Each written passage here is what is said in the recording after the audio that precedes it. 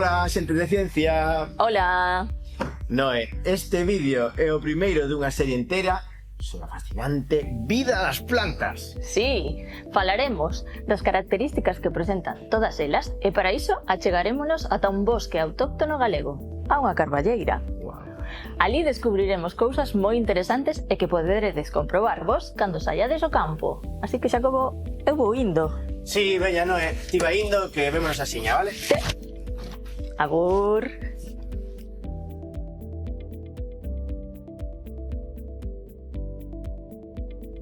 As plantas son un grupo moi diverso.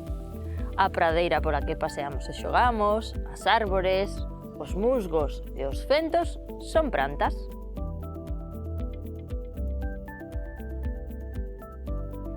En cambio, os fungos e os liques, como estes de aquí, non o son. Ollo con isto!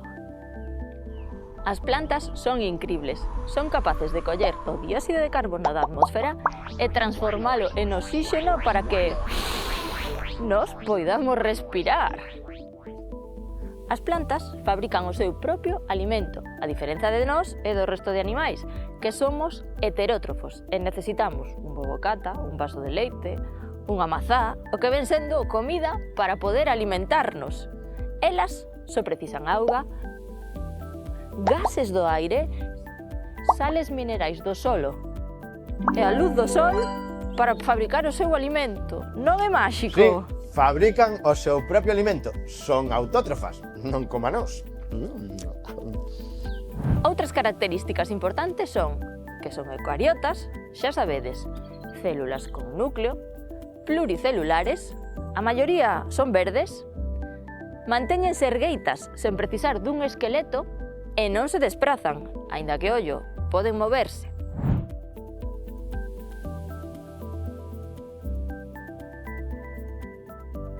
Ao igual que o resto dos seres vivos, as plantas respiran oxígeno, porque as plantas tamén respiran as 24 horas do día. E, ademais, cumplen un papel moi salientable nos ecosistemas, xa que son o chanzo inferior das pirámides tróficas e forman parte do ciclo da auga.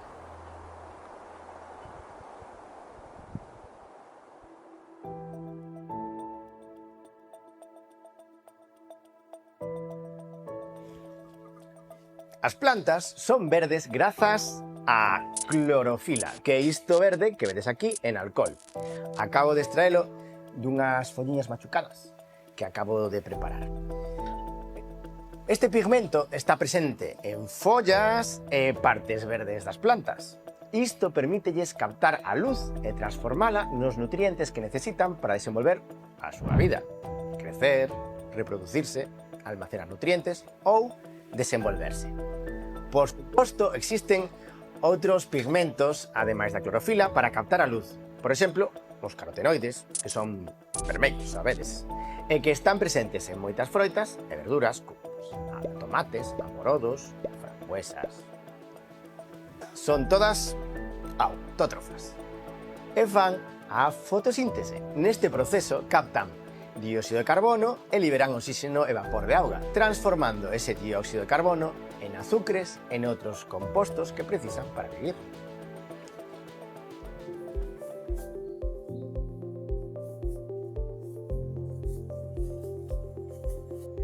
A diferenza dos animais, que necesitan un esqueleto ou coiraza para manterse en pé, as plantas teñen unha parede celular reforzada con celulosa, o que lles permite sosterse por si mesmas.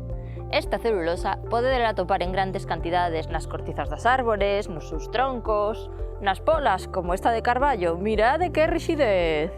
Engarda!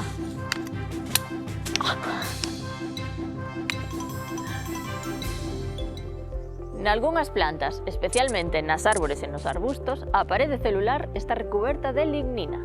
Este é o material que compón a madeira, que aparece en troncos como estes e en talos de algunhas plantas, o que lles permite elevarse por riba do solo aportando rixidez. Un caso extraordinario é o das secuoias, que son capaces de acadar máis de 100 metros de altura. O récord é para Hyperion, unha secuoia que equivale a un edificio de 38 plantas.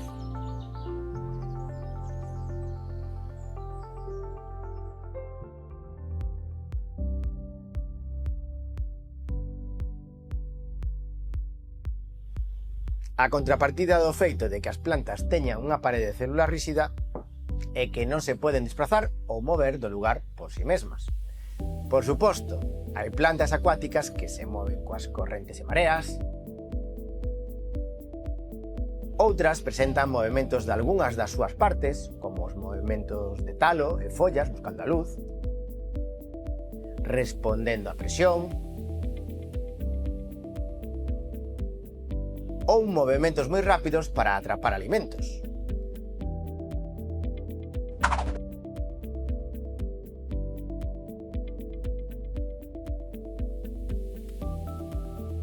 Cando unha planta xermola nun lugar, medra nel toda a súa vida e coas condicións que ali se dan. Por iso, as plantas ao longo da evolución desenvolveron diferentes estrategias para adaptarse o mellor posible aos requisitos do lugar no que viven.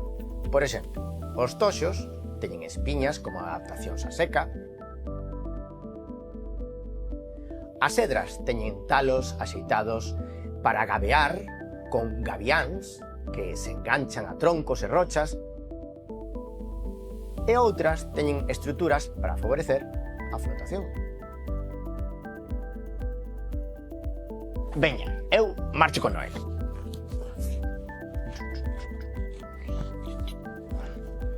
Auriño.